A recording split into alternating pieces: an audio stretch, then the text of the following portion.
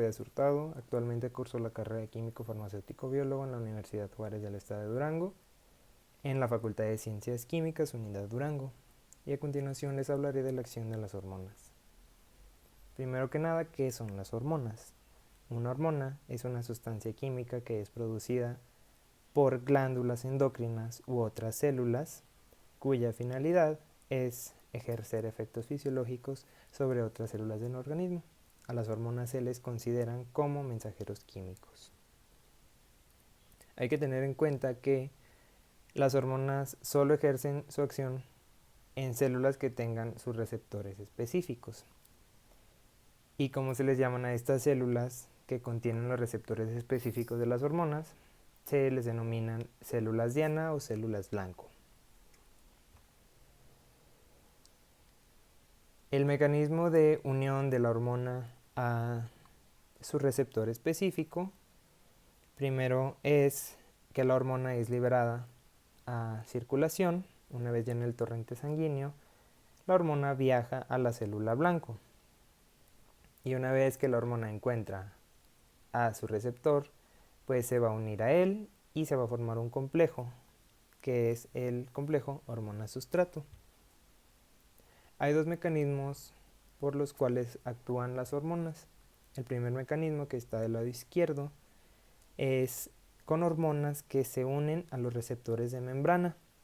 Se unen a receptores de membrana ya que las hormonas no pueden atravesar la membrana plasmática. Estos receptores generalmente son péptidos, proteínas, incluso hasta aminoácidos. En este caso de las hormonas que se unen a receptores que están en la membrana plasmática, aquí se generan señales directamente hacia el medio intracelular, del medio extracelular al medio intracelular, y van a generar un conjunto pues de señales. Generalmente se necesitan segundos mensajeros para poder actuar. Este proceso pues es más rápido, se da incluso en minutos o menos de minutos. Del lado derecho están las hormonas que se unen a receptores intracelulares. Estos receptores pueden estar en el citoplasma o en el núcleo de la célula. Estas hormonas tienen impacto en la transcripción de genes, por eso el proceso es mucho más tardado. Y bueno, a continuación nos centraremos un poquito en los receptores de membrana, que son las hormonas que no pueden atravesar la membrana plasmática.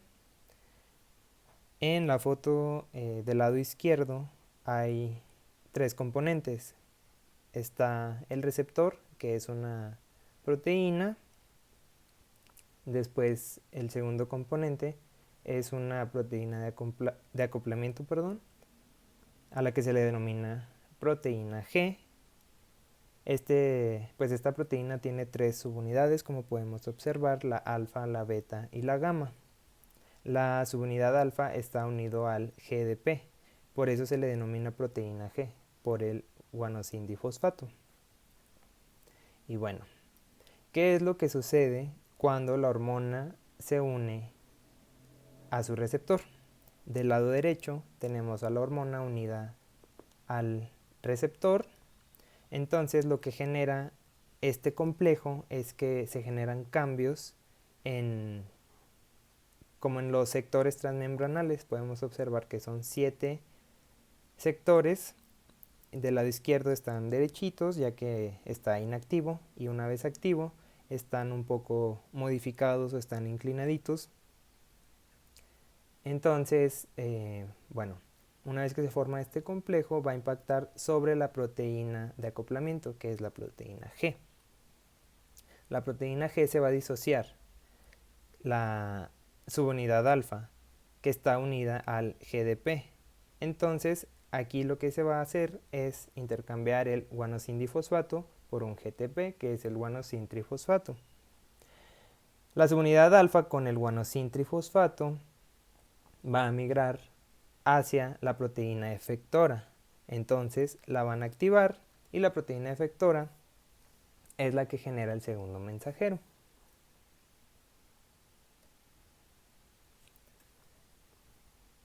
Después hay 5 mecanismos de transducción de señales que van a involucrar a los receptores de membrana. 4 de estos 5 mecanismos van a generar segundos mensajeros. En el caso del mecanismo 1, bueno, antes de eso hay que recalcar que 4 de estos mecanismos se unen o necesitan la participación de la proteína G. Y bueno, cada uno de estos mecanismos, los primeros 4 necesitan de segundos mensajeros. El primer mecanismo, observamos que el segundo mensajero es el AMP cíclico. En el caso del segundo es GMP cíclico, que es el guanosin monofosfato. En el mecanismo número 3, el segundo mensajero es el calcio. Y en el mecanismo número 4 hay 2 segundos mensajeros, que es el inositol trifosfato y el diacilglicerol. En el caso del mecanismo 5 no hay como tal un segundo mensajero, pero sí se llega al mismo efecto que en los anteriores mecanismos. ¿Cuál es la finalidad de los segundos mensajeros? Pues en este caso es activar proteínas quinasas. Entonces, vámonos desde que la hormona se une a su receptor, se forma el complejo hormona-sustrato, entonces se requiere de una proteína acopladora en los primeros 4 mecanismos, que es la proteína G.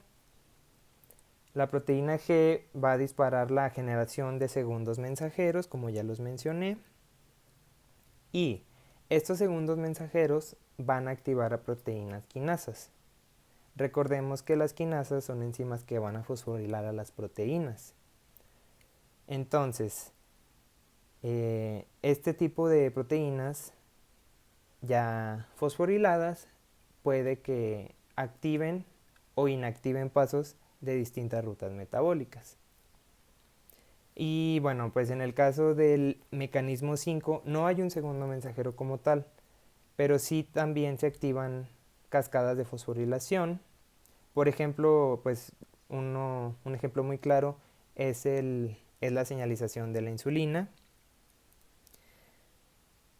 que también activan a las proteínas quinasas. Entonces, como resumen, la finalidad de los segundos mensajeros es activar a las proteínas quinasas y bueno, las quinasas modifican el metabolismo intracelular. Aquí está el mecanismo número 1, que es en hormonas que van a actuar vía mecanismo del AMP cíclico. Y bueno, comenzando, la hormona, que es el primer mensajero, bueno, la hormona se une al receptor, a esto se le denomina primer mensajero. Después de esto,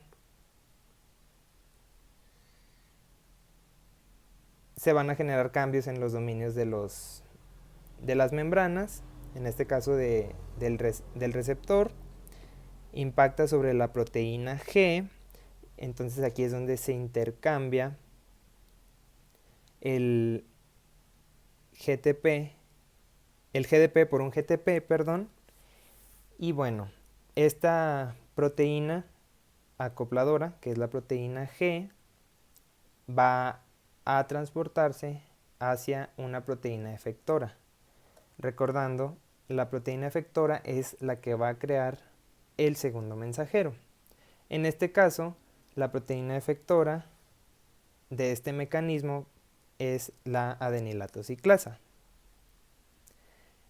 Entonces, ¿cuál es la función de la adenilato ciclasa. Va a ciclar al ATP a AMP cíclico, a adenil monofosfato cíclico, ya que, bueno, una vez activa ya la adenilato ciclasa por la proteína acopladora o de acoplamiento, que es la proteína G, se activa la adenilato ciclasa y aquí es donde se genera el segundo mensajero. Como ya mencioné, en este caso es el AMP cíclico. Y bueno, pues este segundo mensajero va a interaccionar con proteínas quinasas para activarlas. Y bueno, pues las proteínas quinasas van a disparar cascadas de fosforilación sobre aquellas proteínas que pueden ser sustrato de estas mismas quinasas. Entonces, pues estas proteínas que ya están fosforiladas pueden ser enzimas o proteínas, bueno, son enzimas que pueden regular distintas vías. Tanto la pueden inhibir como la pueden activar. Y algunos ejemplos de estas hormonas que utilizan esta vía de la AMP, del mecanismo del AMP cíclico, es la epinefrina y el glucagón, la calcitonina, etc.